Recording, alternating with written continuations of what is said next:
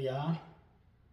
오늘은 성경신학 4강 아브라함과 하갈 이야기를 전하도록 하겠습니다. 잠깐 기도하겠습니다. 하나님 감사합니다. 이 시간도 하나님 말씀 읽기를 원합니다. 주께서 지혜와 명철을 다하셔서 전하는 자나 듣는 자나 한 가지로 큰 은혜 받는 시간 되게 하옵소서. 예수님 이름으로 기도합니다. 아멘. 창세기 11장부터 17장까지 내용을 중심으로 해서 아브라함 이야기, 하갈 이야기, 또 같이 그 얽혀있는 그런 이야기들을 전하도록 하겠습니다. 첫 번째, 아브라함의 시작입니다. 출생부터 살펴보는데 하나님께서 아브라함을 왜 이 땅에 보내셨을까요?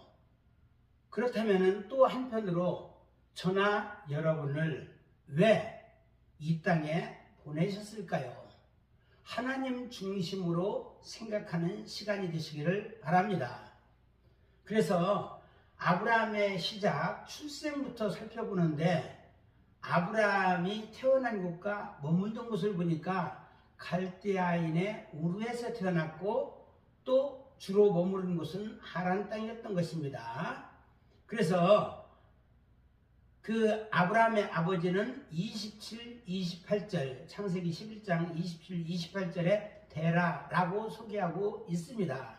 그래서 데라의 아들을 보니까 아브라함이 있고 나홀이 있고 하란이 있습니다. 그런데 하란은 일찍 죽었더라 이야기하고 있죠. 그렇다면 아브라함이 태어난 곳은 어디라고요? 28절에 보니까 갈대아 우르라고 기록이 되어 있습니다. 갈대아 우르가 어디일까요? 메소포타미아 남부지방에 있는 곳이 바로 갈대아인의 우르입니다. 물론 북부에는 하란 땅이 있는 것이에요. 이 우르의 뜻이 뭐냐면 불타는 곳 이런 뜻입니다. 무슨 불이 우르에서 불이 타기 때문에 하나님께서 그것을 떠나라고 말씀하셨을까요? 쾌락의 불, 문화의 불이 타고 있었던 것입니다. 그야말로 세상화되어 있고 우상의 도시가 되어 있었기 때문에 그것을 떠나야만 했던 것입니다. 쾌락의 도시, 우상의 도시에서는 하나님과 동행하는 삶이 굉장히 어렵습니다. 그래서 적절치 않기 때문에 신앙생활하기에 합당치 않기 때문에 그곳을 떠나야 했던 것입니다. 그리고 11장 31, 32절에 보니까 데라 가족이 이야기가 나옵니다. 보니까 31절에 데라가 가나안 땅으로 가고자 하여 이 말이 나와 있습니다. 좀 우리가 아리까리 한 부분이 있어요. 누가 과연 사명을 받은 자일까요? 데라일까요? 아브라함일까요?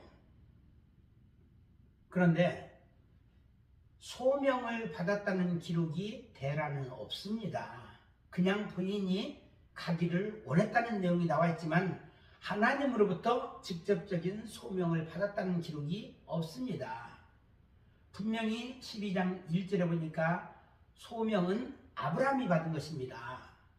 그래서 11장 31절에 보니까 아브라함이 떠나고자 하자 본인도 데라도 나도 함께 가겠다고 했다고 보는 겁니다.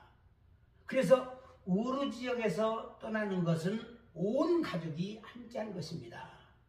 우상의 도시에 머물지 않는 것, 그 1차적인 하나님께서 명령하신 순종에는 온 식구들이 다 동의하에 움직였다고 보는 것입니다. 그래서 이제 1차적으로 이주했던 이 하란 땅에서 좀 꽤 오래 살았던 것 같아요. 그런데 궁극적으로 하나님이 원하시는 건 뭡니까? 가나안 땅으로 가는 것이었어요. 그래서 아브라함을 제외하고 나머지는 어느 정도 하란 땅이 살만했는지 계속 그곳에 거주하기를 원했던 것입니다. 땅이 좋아서 남겨진 자들입니다. 대부분의 사람들은 하늘을 목적으로 살지 아니하고 땅을 목적으로 살고 있습니다. 그래서 남겨진 자 바로 하란 땅에서 사는 것입니다. 오늘날 이 세상 사람들 중에서 남겨진 자들이 참 많습니다. 그렇지만 누가 또다시 아브라함을 따라갔을까요? 아브라함은 여기 머무를 수 없었어요. 가나안 땅으로 가야 되기 때문에. 그래서 혼자라도 하나님의 명령을 받아서 가나안 땅으로 가려고 했는데 또다시 따라간 자가 있어요. 12장 4절에 보니까 롯입니다. 롯은 조카이지만 그야말로 아브라함의 팬 수준이었던 것입니다. 그리고 이제 아브라함이 이사하는 장면이 나오잖아요. 하란 땅에서 가나안 땅으로 이사하는 장면. 그래서 세겜에 있다가 또 베델에 있다가 이런 장면이 나오게 되는데 이사하는 과정이 소개되고 있습니다. 인생은 뭐다? 이사다. 인생은 이전이다. 저 역시 주민등록 초본을 보니까 거의 27번, 28번 정도 이사했더라고요. 왜 이렇게 하나님께서 이사를 많이 시켰는지는 모르겠지만은 어쨌든 이사를 많이 했습니다. 아브라함 역시 계속적으로 하나님 명령 따라 이사하게 됩니다.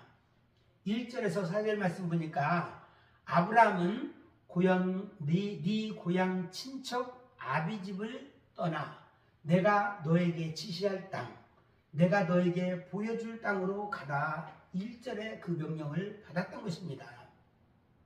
그리고 75세의 나이에 드디어 결심을 하여 행동으로 옮겨서 하란 땅을 떠나게 됩니다. 4절에 그 내용을 보여주고 있죠. 그런데 하나님께서 주소를 딱 찍어줬으면은 내비게이션이라도 치고 가서 딱 갈 텐데 주소를 알려주지 않으시는 거예요. 그냥 막연히 내가 너에게 지시할 땅, 이곳으로 가라. 이렇게 말씀하셨던 것입니다. 그리고 마침내 가나안 땅에 들어오게 됩니다. 5절과 6절에 나오는데 세겜 땅이 하나님께서 보여주신 첫 번째 장소였던 것입니다. 가나안 땅으로 들어와서 제일 첫 번째 장소가 바로 세겜이었습니다. 그런데 세겜에는 물론 사람이라고 표현되어 있지만 그곳에는 짐승들이 있었던 것입니다. 사람에게는 두 종류의 사람이 있어요. 짐승 같은 사람이 있고 사람 같은 사람이 있습니다.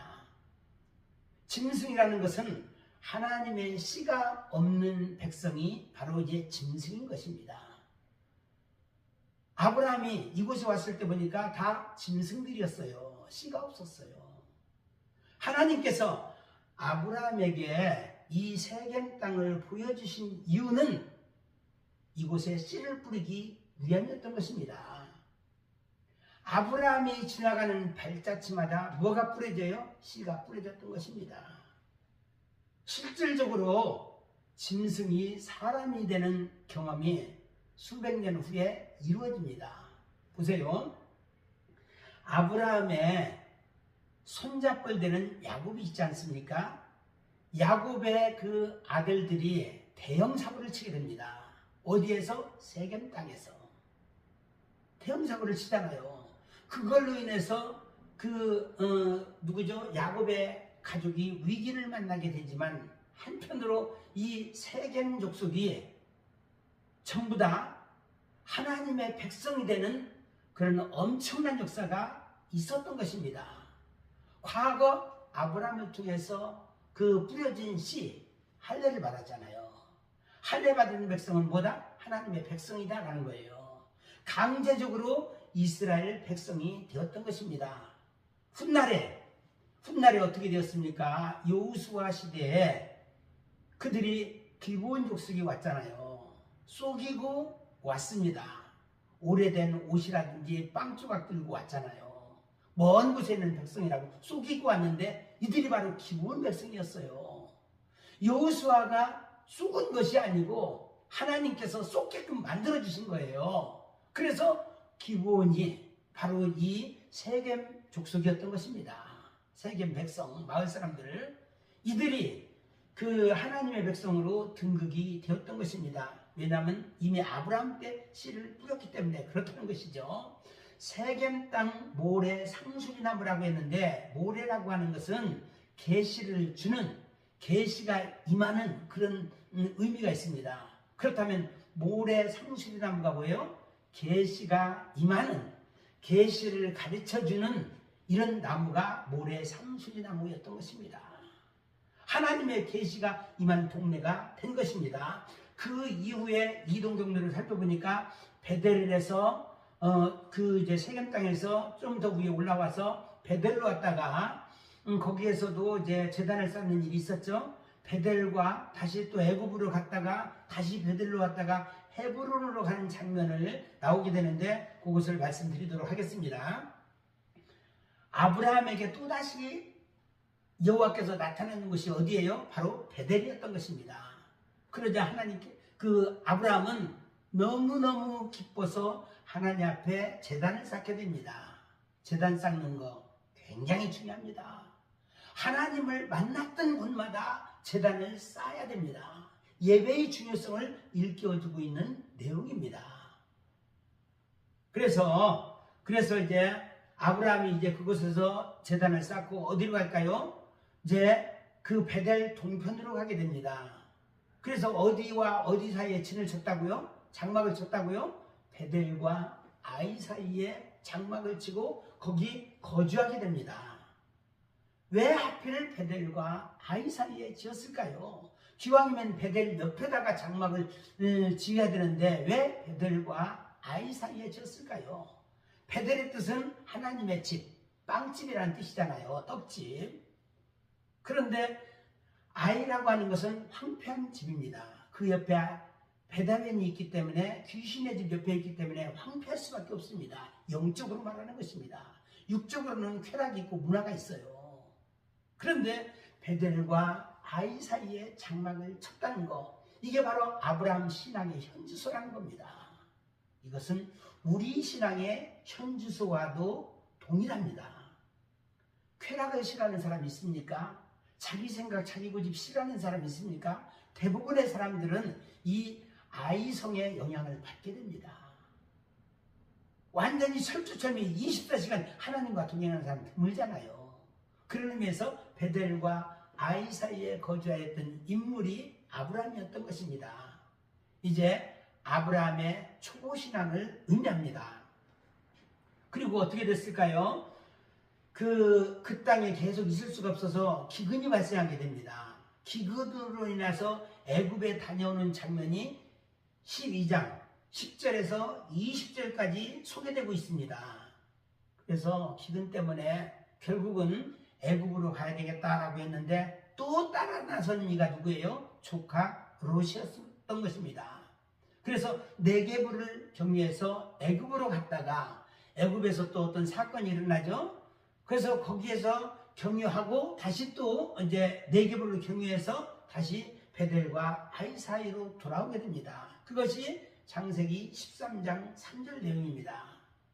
그래서 13장에서 분가하여 롯은 소돔으로 동쪽으로 가게 되고 아브라함은 서쪽 바로 헤브론으로 옮기는 장면이 나오게 되죠. 여기에서 제가 네게브에 대해서 잠깐 소개하도록 하겠습니다. 네게브라고 하는 것은 가나안 남쪽의 건조지대를 네게브라고 얘기합니다. 광야지대, 황야지대입니다. 그런데 브엘세바, 이스라엘의 남단이잖아요. 최남단 브엘세바에서 시내산 북쪽까지를 전체적으로 네게브라고 말하고 있어요. 이곳은 시험과 보호의 장소입니다. 연단의 장소라고 말할 수도 있겠습니다. 비록 실질적으로 아브라함이 가나안 땅에서 시작은 했지만 아직까지 하나님이 원하시는 그릇은 되지 않았던 것입니다. 그래서 연단의 과정이 필요했다. 그렇게 보내진 것이 바로 네게브였던 것입니다. 네게브를 통해서 애굽으로 가고 다시 또 네게브를 경유해서 원래 있던 자리로 오게 되죠. 그리고 그 후의 사건들 창세기 14장, 15장, 17절 내용을 살펴봅니다. 헤브론에 있을 때 창세기 14장 사건입니다. 보니까 조카 롯이 사로잡혔다는 소식이 들렸던 것입니다. 이게 무슨 날벼락입니까? 안 좋은 소식이에요. 사실 조카는 세상 것을 너무너무 좋아해가지고 세상을 따라갔던 자 아니겠습니까? 비록 의인이긴 하지만 세상 것과 좀 함께하기를 원하는 그런 종이었던 것입니다. 그래서 사로잡혀 갔다는 그 소식은 하나님의 1차 경고라고 보아야 됩니다. 조카 롯이 소돔 땅으로 갔다는 것까지는 들었는데 거기에 있다가 막강한 네 나라 왕, 연합군 왕에게 사로잡히는 소식이 들린 것입니다. 이것이 창세기 14장 12절 내용입니다.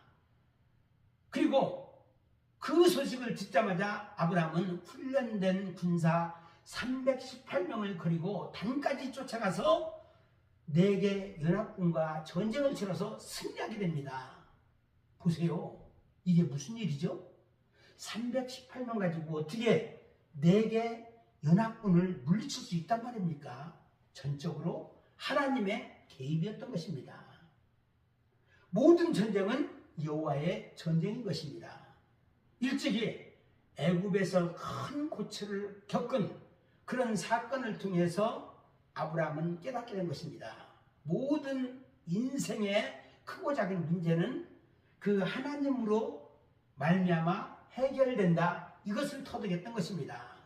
그래서 318명 훈련된 자가 있었는데 여기서 훈련된의 뜻이 뭐라고 말했습니까? 지난번에 제가 말씀을 한번 드린 것 같은데 비워진, 내려놓은 이런 뜻이라고 그랬어요. 내려놓는 훈련이 되었을 때 여호와께서 개입하셔서 전쟁에서 승리케 하신다는 거예요. 기도원 300명 가지고 어떻게 12만 5천 명을 물리칠 수 있겠습니까? 전적으로 여호와께서 하라는 대로 한 거예요. 그리고 전쟁의 싸움은 여호와께서 직접적으로 하신 겁니다. 맡기는 훈련이 되어 있는 사람 318명이 필요했던 것입니다. 이것을 통해서 아브라함의 신앙이 점점 더 자라가는 과정을 보여주고 있는 것입니다. 그리고 이제 그 횃불 언약과 할례 언약, 이것도 굉장히 큰 일인데 15장 17장 내용이 있죠. 그 이후에 진행 과정을 잠깐 살펴보게 되면은 15장에서 횃불 언약이 있고 16장에서는 아브람 안에 있는 두 여인 간의 다툼 사건과 아울러 아브람 나이 86세 때 이스마엘이 출생했다는 소식, 그리고 17장에 가서는 99세 때 모든 그 성인 남자들이 다 할례를 받았다는 소식을 기록하고 있습니다. 할례라고 하는 것은 뭐라고요? 하나님의 백성이 되었다는 증표다라는 것입니다. 이제 15장에 나오는 횃불 언약에 대해서 말씀드리도록 하겠습니다. 언약의 절정은 바로 횃불 언약이었습니다. 거기에 15장 9절 말씀에 보니까 3년 된 암소, 3년 된 암염소, 3년 된 수양을 준비하라 말씀하시고 아울러 산비둘기와 집비둘기도 준비하라고 말씀하셨어요. 그래서 아브라함 이것을 다 준비했습니다. 이게 무엇을 의미할까요? 다 이 하나하나에 그 비밀이 담겨 있습니다. 하나님 메시지, 숨겨진 하나님의 비밀이 담겨 있는 것입니다. 성경 신학을 통해서 이것을 여러분들에게 알려주려고 한 것입니다. 이것은 모든 인류를 의미합니다.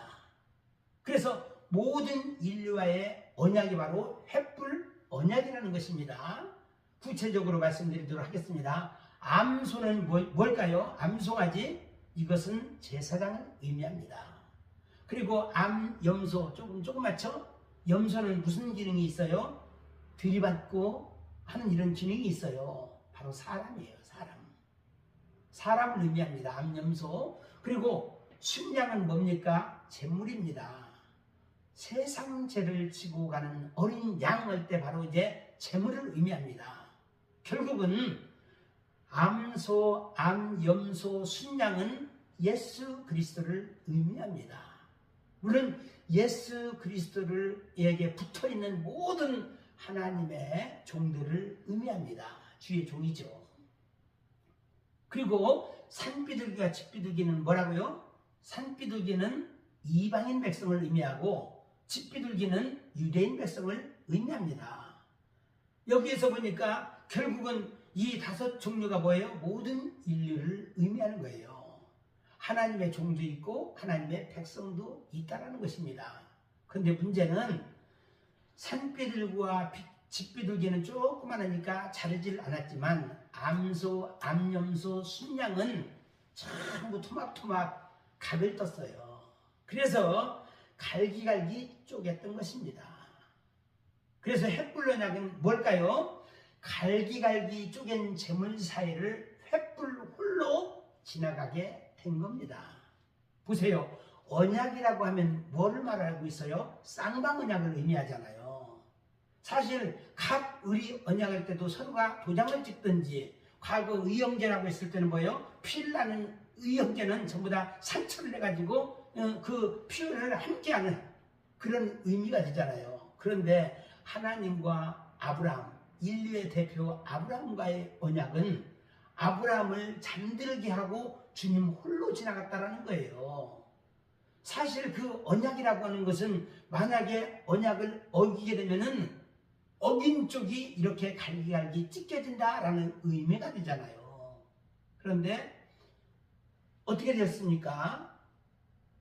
둘 다 이렇게 된다는 것이기도 한데 문제가 생겨도 사람에게, 인간에게 책임을 묻지 않겠다는 것입니다. 실질적으로 2000년 후에 예수님께서 사람으로 오셔서 온몸이 갈기갈기 찢긴 채 십자가에 못 박혀 죽으셨던 것입니다. 이거를 2000년 전에 이미 횃불 언약을 통해서 예언하고 있는 것입니다. 예표적 사건이라는 것입니다. 문제가 생겨도 우리 사람에게는 책임을 묻지 않겠다라는 것입니다. 그리고 17장에는 할례 언약이 있는데 할례를 행함으로 모든 사람이 다 하나님의 백성이 되었다라는 의미도 있지만 이것을 계기로 해서 아브라함이 어떻게 됩니까? 아브라함으로 이름이 바뀝니다. 존귀한 아버지라는 의미에서 열국의 아버지로 바뀌게 된 것이고 또 그 부인이었던 사레, 여주인 또 여왕이라는 의미의 사레가 사라, 다시 말해서 열국의 어미로 바뀌게 됩니다. 승격이 된 거예요. 한 단계 승격이 된 겁니다. 신앙적으로 영적으로 업그레이드가 된 것입니다. 그래서 아브라함으로 비롯된 모든 후손이 하나님의 백성이다. 이것은 이방인, 유대인 할 것 없이 다 하나님의 백성이 된다라는 겁니다. 그 중심에 믿음의 조상 아브라함이 있었던 것입니다. 그리고 19장은 제가 잠깐 소개하겠습니다. 롯은 어떻게 되었을까요? 소돔성으로 또 갔잖아요. 첫 번째 아브라함을 통해서 14장에 구원을 받았지만 19장에 심판을 받는 장면이 또 나옵니다. 왜 그럴까요? 롯이 그 소돔 땅으로 간 것도 문제지만 그거보다 더 심한 것은 아브라함 곁을 떠났다는 것입니다. 소돔 땅으로 간 것도 큰 실수지만 이보다 더 큰 실수는 예수님으로 예표되는 아브라함 곁을 떠났다는 거예요. 그래서 첫 번째 경고가 뭐예요? 끌려간 거잖아요. 그래서 되찾았어. 그 첫 번째 경고에도 불구하고 정신 차리지 않으니까 이번에 두 번째 사건을 맞이하게 된 것입니다. 같은 종이지만 롯은 삼촌 아브라함과는 상당한 신앙적인 레벨차가 있었던 거예요. 그래서 19장에 가서 결국은 어떻게 되었더라고요? 폭망했다는 것입니다. 아내도 죽고 전 재산도 다 날아가고 2딸만 겨우 건지게 된 겁니다. 보세요. 하나님이 훅 불면 언제든지 다 날아갈 수 있다. 이것을 우리는 알아야 됩니다. 그나마 롯이 의인이었기 때문에 롯을 포함해서 3명은 건졌습니다. 구원받았던 것입니다. 세 번째로 하갈 이야기입니다. 여기 이제 하갈 이야기인데 아브라함의 안에 있을 때의 하갈과 아브라함 밖에 있을 때의 하갈은 또 틀립니다. 사레가 자기 여종을 아브라함에게 주는 장면이 1절에서 3절에 기록되어 있습니다. 이건 무엇을 의미하죠? 주인은 종을 마음대로 할 수 있는 그 권리가 있었습니다. 그래서 그런 세상이었습니다. 아브라함의 아내 사레의 뜻은 뭐라고 그랬어요? 왕녀, 여왕, 여주인이라는 뜻이라고 그랬잖아요. 사라의 옛 이름입니다. 그런데 사라는 뭐라고요? 열국의 어미. 창세기 17장 16절에 나와 있습니다. 하갈은 이주 도망이라는 뜻입니다. 사라의 여종이면서 아브라함의 첩이고 또 애굽 여인이었던 것입니다. 그런데 사라의 유일한 고민은 뭐예요? 임신이 안 되는 거예요. 과연 이 문제를 사라는 어떻게 해결했을까요? 2절 말씀해 보니까 사라가 아브라함에게 부탁합니다. 그래서 사라의 고민이 뭐라고 그랬어요? 애를 못 낳는 거라고 그랬잖아요. 임신이 안 되는 거. 이 사라의 아주 엄청난 이 고민이 결국은 유대인과 이방인이 등장하는 역사적 사건이 되었다라는 것입니다. 하나님은 상황을 새로운 반전으로 이끄시는 엄청난 존재입니다. 당시에는 이것이 실수라고 느낄지 모르지만 실상 실수가 아닙니다. 하나님의 섭리였던 것입니다. 지금도 여전히 이런 신학적인 것을 또 영적인 것을 모르는 종들은 실수라고 얘기하는 사람이 혹 있을지 모르지만 전적으로 하나님의 섭리라는 것입니다. 그래서 성경은 실수가 하나도 없어요. 전부 하나님의 뜻 가운데 이루어지고 있는 겁니다. 그래서 이야기합니다. 원하건대 내 여종에게로 들어가라. 아브라함에게 부탁을 합니다. 그로 말미암아 자녀를 얻을까 하노라. 자녀가 뭐죠? 과거에도 그랬고 지금도 그렇고 최고의 선물이 자녀입니다. 최고의 선물이 자녀, 기업인 것입니다. 자녀가 기업이죠. 미안한 마음으로 제 2세를 위해서 그리고 아브라함을 위해서 배려를 해준 것입니다. 그 사례의 배려였던 것이에요. 그래서 보니까 아브라함이 이 말을 들으니라 말씀하고 있죠. 이 말을 들으니라 2절에서 이 얘기를 했어요. 아브라함은 대체적으로 하나님 말씀만을 들었는데 왜 여기에서 이런 사라의 말을 잘 들었을까? 이것은 인간의 본능이기도 합니다. 이것은 육신의 일이지만 하나님의 묵인하에서 진행되었다라고 말할 수 있겠습니다. 그리고 3절에 보니까 하갈이 아브라함이 첩이 되는 장면이 나옵니다. 사라의 요청으로 애굽 여인 하갈이 종이지만 아브라함의 첩이 됩니다. 둘째 부인이 된 것입니다. 그리고 아브라함 입장에서는 가나안 땅에 온 지 벌써 10년이 지났는데 하갈을 첩으로 맞이할 때가 아브라함 나이 85세였던 것입니다. 아브라함 입장에서는 응답이 너무 더디다 이런 생각을 가질 수가 있지만 하나님 입장에서는 아브라함이 아직까지 합당한 그릇이 되는데 너무 더디다 이렇게 생각했던 것입니다. 그리고 아브라함 나이 86세 때 드디어 이스마엘을 낳게 됩니다. 첫째 아들입니다. 이방인 출신의 아들, 이 사람이 바로 아브라함의 첫째 아들이 된 것입니다. 그리고 4절부터 6절 말씀에 보니까 사레가 분노하는 장면이 나옵니다. 다시 임신했을 때 상황으로 되돌아가 봅니다. 4절 말씀에 보니까 하갈과 동침하게 됩니다. 이것은 사레의 요청에 응하는 형식으로 아브라함과 하갈이 동침하게 된 것이고 결국 임신하게 되죠. 그런데 하갈은 분명히 여종의 신분이었어요. 그런데 상황이 바뀌자 분수를 망각합니다. 그래서 그의 여주인 사레를 멸시합니다. 업신여깁니다. 이것이 바로 인간의 교만이고 어리석음이다 라는 겁니다. 분수를 모르는 종의 모습이에요. 우리는 분수를 알아야 되는 거죠. 마치 선악과를 따먹은 죄악된 자의 속성인 것입니다. 그래서 하갈이 말하는 거예요. 여주인같이 되리라. 이것이 본인이 꿈꾸는 세상이었잖아요. 마치 어디서 많이 보던 장면이죠. 창세기 3장에 나와 있는데요. 하나님같이 되리라. 어리석은 인간의 모습이 마치 주인이 되고자 하는 것과 똑같습니다. 실제적으로 우리 세상 살아가면서도 갑자기 하나님의 복을 받으니까 자기가 잘나서 된 것처럼 하는 사람들이 꽤 있습니다. 간증이 자랑이 되는 순간 어떻게 될까요? 큰 위험에 봉착하게 됩니다. 그래서 5절 말씀에 사레가 억울함을 호소합니다. 여종 하갈의 멸시를 받자 누구에게 분풀이합니까? 바로 남편 아브람에게 화풀이합니다. 하갈의 임신이 사레를 멸시하는 원인이 된 점을 들어서 아브람에게 하소연하게 된 겁니다.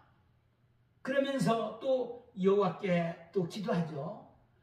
여호와께서 판단하시기를 원한다고 하나님께 하소연합니다. 결국은 하나님께 읍소하는 사례의 모습을 보게 됩니다. 억울할 때 기도가 더 잘 나오지 않습니까? 지금 사례 역시 그런 상황에 직면하게 된 것입니다. 그리고 6절 드디어 아브라함이 답변하게 됩니다. 물론 이 답변은 혼자 말한 게 아니에요. 하나님 앞에 기도하고 나서 답변을 했던 것입니다. 그래서 아브라함은 그래도 자신의 본처를 끔찍이 아끼고 사랑하며 사레의 편을 들어주게 됩니다. 결국 사레가 하갈을 학대하였고 이제 다시 반대가 됐죠. 여주인이 종을 학대하였고 하갈은 사레 앞에서 도망하게 됩니다. 이름대로 하갈의 이름이 뭐예요? 이주 도망이라는 뜻이잖아요. 이주하고 도망하게 됩니다. 이것이 곧 유대인과 이방인이 서로 상중하지 못하며 동거하지 못하는 이유가 되는 것입니다. 그런데 오늘날까지도 어떻습니까? 유대인과 이방인의 갈등은 오늘날까지 지속되고 있습니다. 그렇지만 하나님께서는 둘이 하나가 될 때가 이른다고 성경에 기록이 되어 있어요. 스가랴 3장 10절, 미가서 4장 4절 말씀에 보니까 예수님 안에 있는 자들은 무화과나무와 또 포도나무 아래 함께 앉으며 서로를 초대할 때 화평의 복음이 완성된다라고 말씀하고 있습니다. 무화과나무는 유대인을 의미하고 포도나무는 이방인을 의미합니다. 그래서 서로가 초대할 때 화평의 복음, 평화의 복음이 완성이 된다라는 것입니다. 그리고 네 번째, 여호와의 사자를 만난 하갈 이야기입니다. 16장 내용이죠. 이것은 하갈이 아브라함 밖에 있었을 때의 상황이었습니다. 하갈은 쫓겨날 수밖에 없었다. 그런 이방인의 모습이다라는 거예요.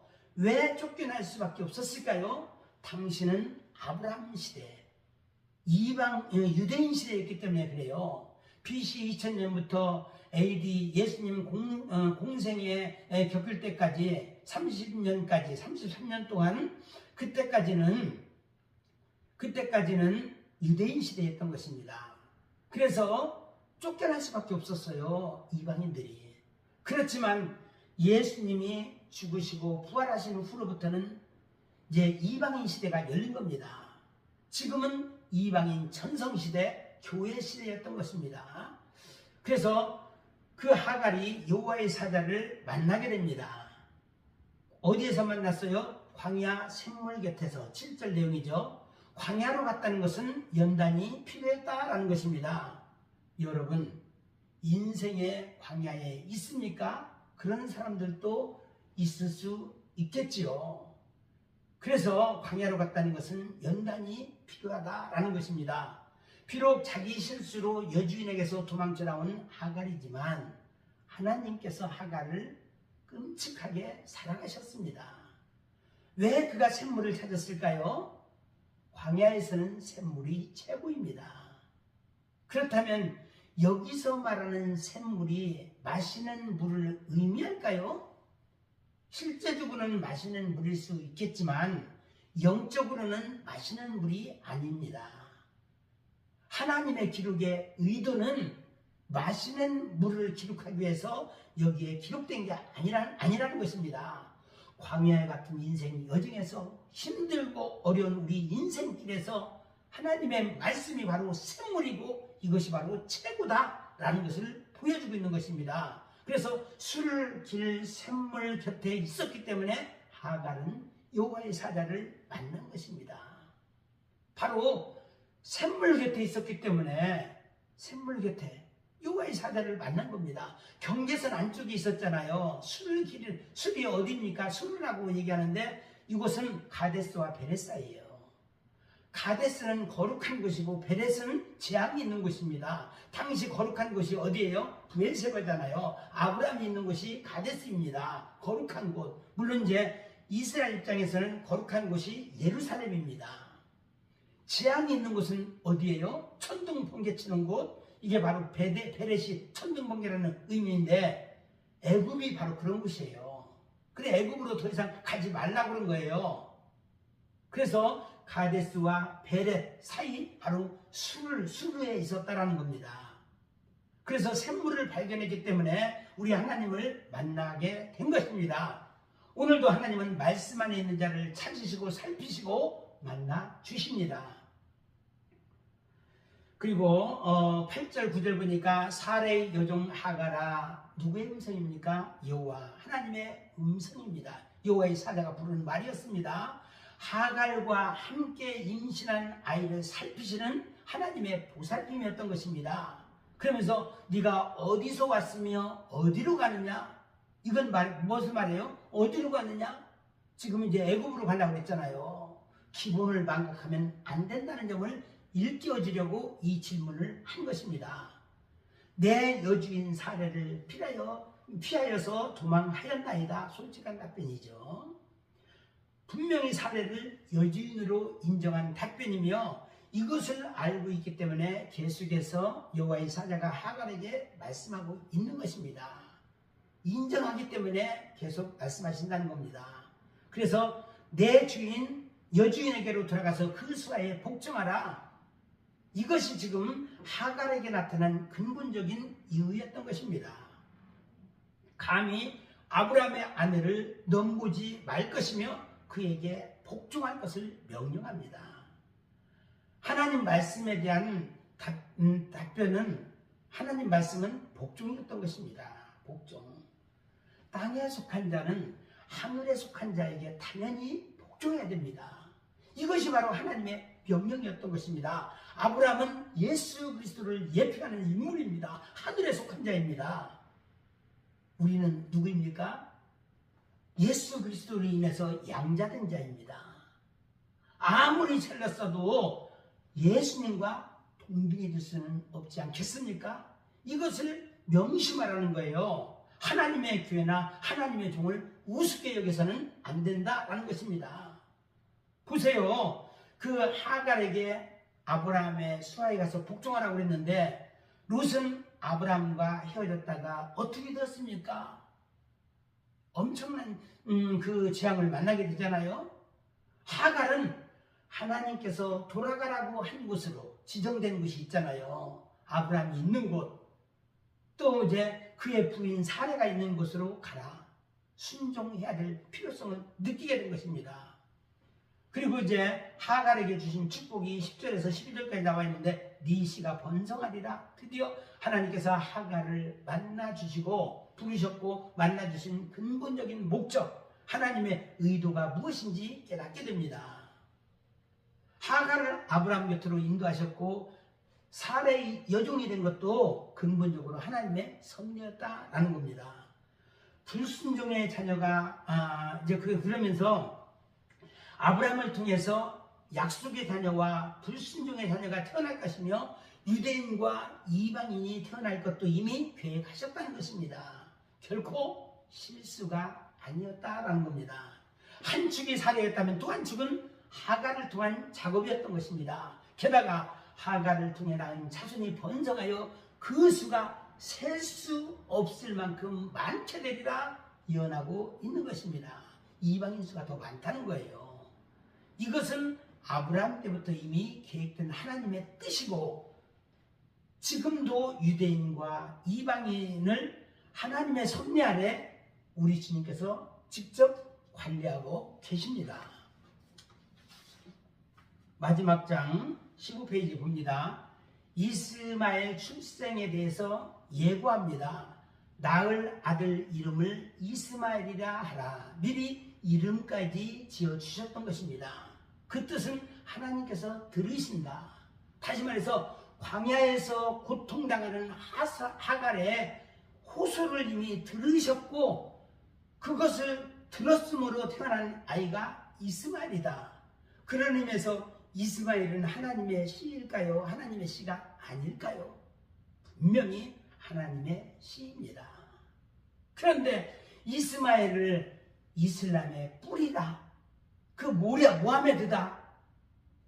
이스마엘의 씨로 태어난 사람이 모하메드다? 이건 아닙니다. 그거는 이슬람을 설득력 있게 만들기 위해서 혈통 주장을 하는 것이지 실질적인 의도는 전혀 무관합니다. 물론 그 씨앗들이 이슬람, 무슬림이 된 사람들은 많죠. 그렇지만 이스마엘은 분명히 씨가 있는 하나님의 자녀입니다. 이스마엘에 대한 예언은 태어날 때부터 이미 예언되어 있는 인물이에요. 어떤 인물일까요? 사람 중에 들나귀같이 되리라. 길들이지 않는 야생나무, 들이나 광야에서 살며 지각이 없는 허망한 자, 보호자가 없는 처량하고 불쌍한 존재, 욕정으로 가득한 자 등으로 비유하고 있습니다. 지멋대로 사는 것 같지만 그럼에도 불구하고 하나님의 씨가 뿌려진 자입니다. 그 후손도 똑같다는 거죠. 그의 손이 모든 사람을 치겠다. 좌충 우돌하는 미래의 모습입니다. 실제 중동 땅에 얼마나 많은 이들이 좌충우돌하고 있습니까? 그리고 세 번째로는 모든 사람의 손이 그를 칠 것이다. 주변의 모든 일과 싸우고 전쟁하는 존재가 바로 이슬람권이 그러잖아요.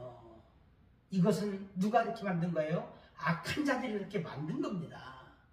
그래서 두 번째, 세 번째 내용을 통해서 살펴보면 치고받고 찌르고 찔림받는 현장에서도 하나님의 씨가 있다는 겁니다. 개 중에는 있다는 것입니다. 다수는 아니지만 소수가 있다는 것입니다. 그리고 네 번째로는 그가 모든 형제와 더 대항하여 살라. 대적하면서 산다는 거예요. 이스마엘로 비롯된 그 후대가 이슬람이기도 합니다. 이슬람, 그 무슬림으로 사는 자가 참 많다고 보아야 됩니다. 그런데 이슬람의 뜻이 아랍 국가라고 얘기하잖아요. 아랍이라는 의미가 섞이다라는 뜻이에요. 합치다, 섞이다. 그런데 다니엘 2장에 보니까 무슨 말이 있습니까? 철과 진흙이 섞이다라는 게 그게 뜻이 아랍이라고 합니다. 참 묘하죠. 섞인 민족이 아랍이고 지금 이제 이슬람권이다라는 것입니다.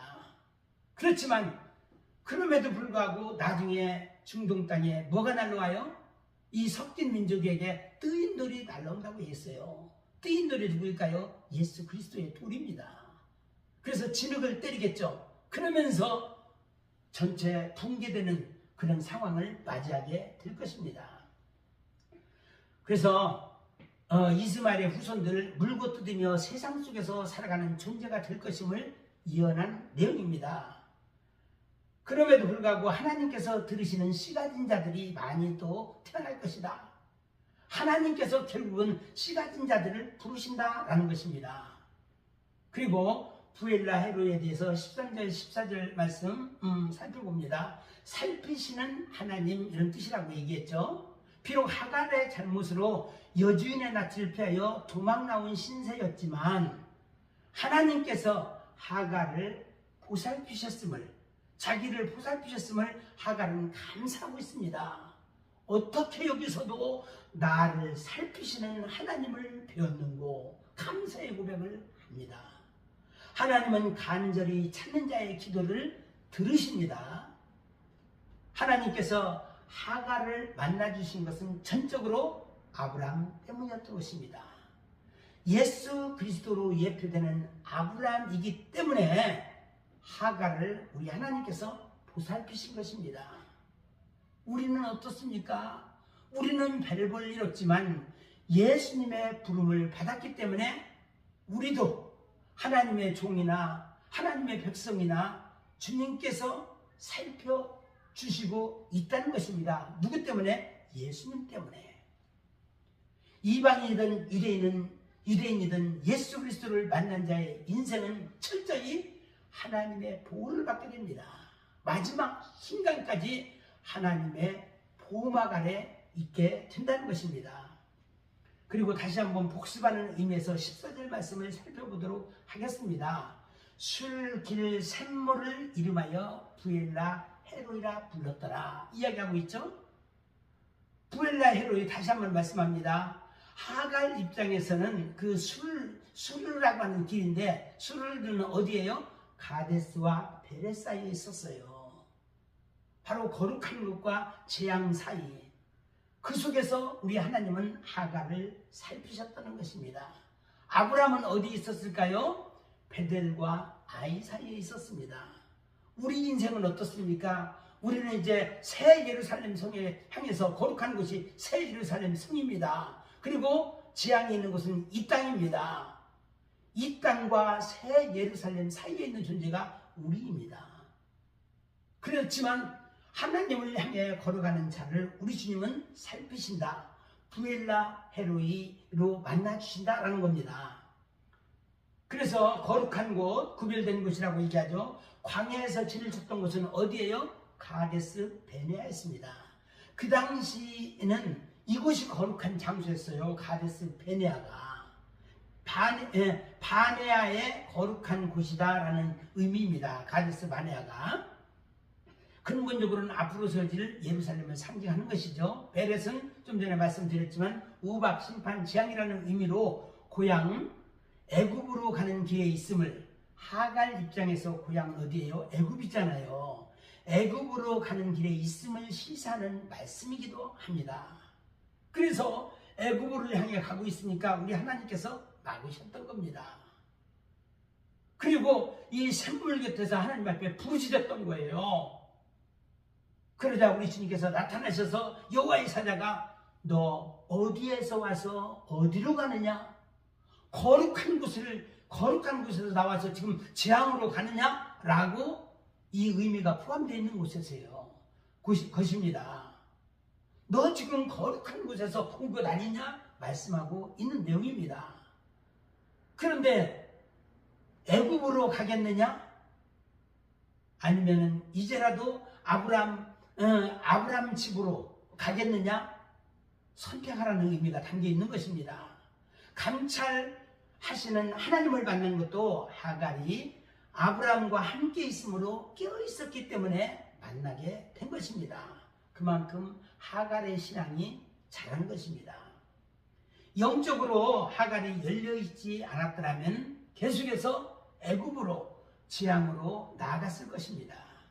그러한 의미에서 부엘라 헤로이는 어디입니까? 영적인 자녀가 살고 있는 오늘의 현장입니다. 우리에게 주님께서 말씀하십니다. 너 가데스로 가려느냐? 베렛으로 가겠느냐? 그 기로에서 우리가 지금 머물고 있는 것입니다. 하나님의 음성을 들으시기 바랍니다. 주님이 부르시는 음성 따라 가데스로 올라가시기를 바랍니다. 주님이 역사하시는 성령의 인도하심 따라 가데스로 올라가시는 저와 여러분 되시기를 주님의 이름으로 부탁드립니다.